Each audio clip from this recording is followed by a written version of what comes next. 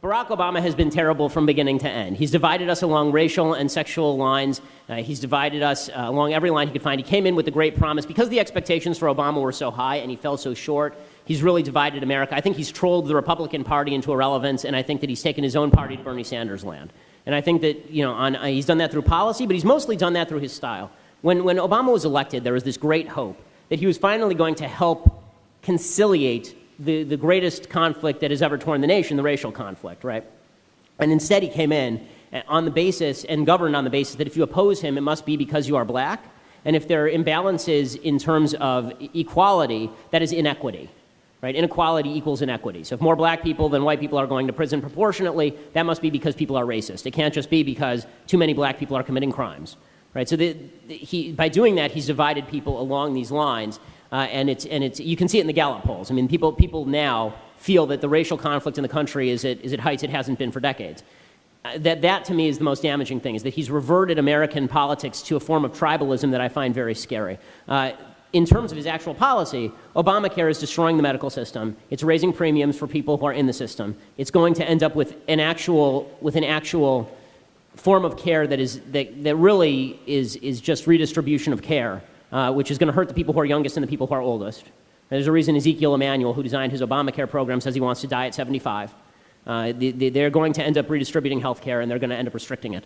As far as the economy, his economic policies, if you look at American history, every time there's a big bust, there is then a similarly sized boom, unless you have a massive government policy like FDR and Hoover, or unless you have a massive government policy like Barack Obama. So on domestic policy, he's been terrible.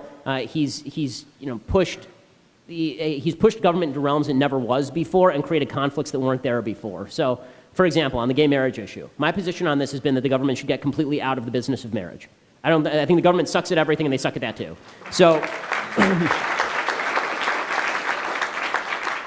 what Obama has done instead is he said, okay, let's enshrine same-sex marriage for the purpose of cramming down on religious institutions the idea that they must participate in something they believe is sinful.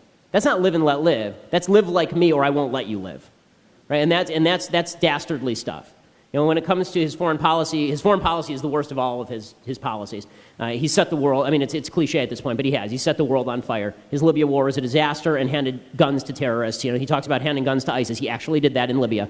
He talks about, Syria is a disaster area. The attempt to make Iran into a regional power with the assumption that they're going to moderate themselves is utter asininity. It's just foolishness on an unbelievable scale. His handing over of power to Russia in Crimea is going to end with NATO possibly breaking apart, because Russia's just going to continue encroaching on outlying portions of the NATO alliance and basically say, fine, come and get me, coppers.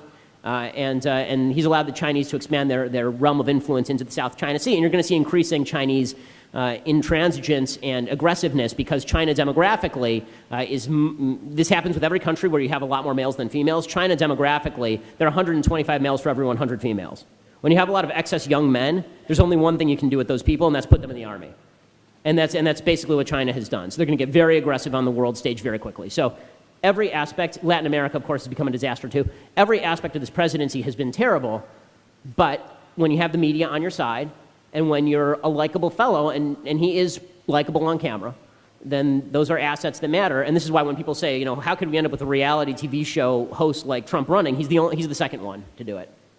Right? Obama's the first. You don't do interviews with the lady who sat in a bathtub full of Cheerios and Fruit Loops, and then tell me about how terrible it is that Donald Trump used to be on The Apprentice.